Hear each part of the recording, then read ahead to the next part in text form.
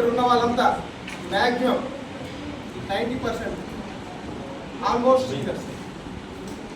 ఇలాంటి కార్యక్రమాలు, ఇలాంటి ట్రైనింగ్స్ మేము ఎన్నో చూసాం, ఎన్నో చేసాం అనే ఫీలింగ్తో వచ్చాం. ఇదంతా మామూలే అనే ఫీలింగ్ ఉండేది. మండల లెవెల్లో మనం ఎలా అటెండ్ అవ్వాలమో ఏం చేసేవాళ్ళో మనందరికీ తెలిసిందే.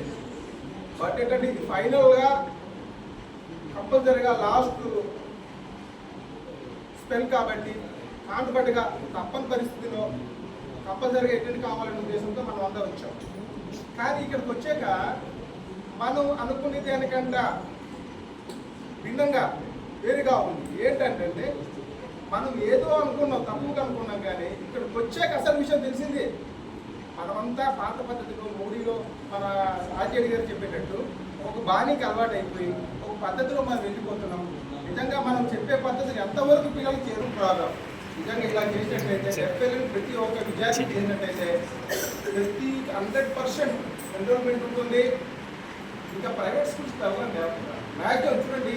ఎఫ్ఎల్ఎన్ కానీ మనం ప్రతి పాఠశాలలో 100% సక్సెస్ఫుల్గా మనం కానీ ఇంప్లిమెంట్ చేయగలిగినట్లయితే ఎన్రోల్మెంట్ పెరుగుతుంది, డ్రాప్ అవుట్ ఉండరు. అన్నిటికి మించి మనం already well trained and good teachers అన్నమాట. నిజంగా మనకన్నా క్వాలిఫైడ్ లేని వాళ్ళు తక్కువ ఇచ్చిన వాళ్ళు ట్రైనింగ్ ఉంటారు. మనకు ఆల్రెడీ గవర్నమెంట్ టీచర్స్ ప్రైవేట్ అలాంటి టీచర్స్ ఉండి కూడా మన స్కిల్ బయటకు వెళ్ళిపోతాం. ఎప్పుడు కూడా పిల్లల్ని తిట్టడమే, నీకేం రాదు, నీకేం తెలియదు, కూర్చో అనే అపవాదమైన మాటలాడడం, వాడికి డిసప్పాయింట్ చేయడం తప్ప మనం ఒక సైకాలజీ చదువుకున్నాం, వీడిలో పిల్లవాడు మనసుతో తెలుసుకున్నాం. అయినప్పటికీ కూడా మనం పిల్లల యొక్క మనసుకు తెలిసినట్టు మనం ప్రవర్తించలేకపోతున్నాం. అందుకు మనం పిల్లలకి దగ్గర కాలేకపోతున్నాం, రెండోది వాళ్ళని మనం ఇన్స్పైర్ చేయలేకపోతున్నాం. ఇక్కడికి వచ్చాక మనం ఎఫ్ఎల్ఏ వాళ్ళు ఎంత నేర్చుకున్నామో అంతకు మించి ఆర్జేడి గారు నిజంగా రియల్గా ఫ్రాంక్గా ప్రాక్టికల్ మెథడ్స్లో చెప్పినట్టు కళ్ళకి కట్టేటట్టు చాలా విషయాలు ఇందులో నిన్న చెప్పేటప్పుడు ప్రతి ఒక్కరు కూడా ఆయన చెప్పే ప్రతి మాటకి కనెక్ట్ అయ్యాం. 100% చాలా బాగుంది. వాళ్ళు చెప్పింది 100% కరెక్ట్. మరి ఇప్పటికైనా ఈ ట్రైనింగ్ చాలా మంది ఫీలింగ్ ఇలాంటి ట్రైనింగ్ ఇంకెన్నెన్నో ఉండాలని కోరుకుంటాం మనస్ఫూర్తిగా. ఎందుకంటే మనం సీనియర్స్ని నాకు అన్నీ తెలుసు అనుకోవడమే కోరుతారు. ఇలాగా మనం ఎప్పటికప్పుడు వృత్తి నైపుణ్యాన్ని పెంచుకొని కొత్త కొత్త మెరుగులు నేర్చుకొని పిల్లలకి చక్కగా మన విద్యను అందించడమే మన బాధ్యత.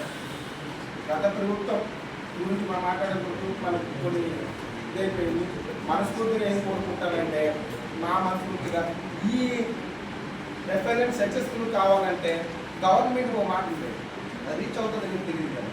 మాకు ఇవ్వాల్సింది ఏవైతే ఉన్నాయో అయ్యారు కానీ, ఎందుకంటే ముందు మేము మెంటల్ టెన్షన్ ఉండకూడదు కదా, అది అలాగా బాగుంటుందని నా ఫీలింగ్.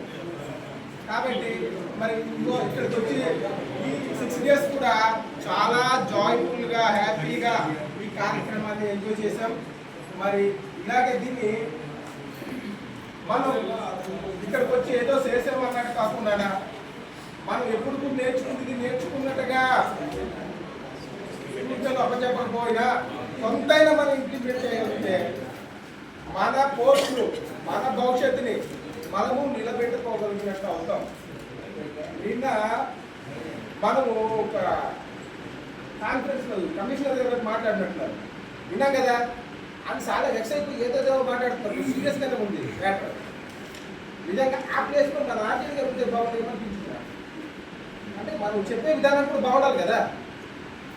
ఆర్టీఐ గారు చాలా లౌక్యంగా చాలా చక్కగా మనకి కంటెంటే చెప్తేనే చాలా సున్నితంగా ఇంటి వేస్తూనే మాట్లాడిస్తారు. టోటల్ అంటే మాట్లాడుతుంటే మాటలు కనిపిస్తే ఇంటిషన్ ఎక్కినటువంటి పిల్లవాడు ఆ రకంగా చాలా చక్కగా చెప్పాలి.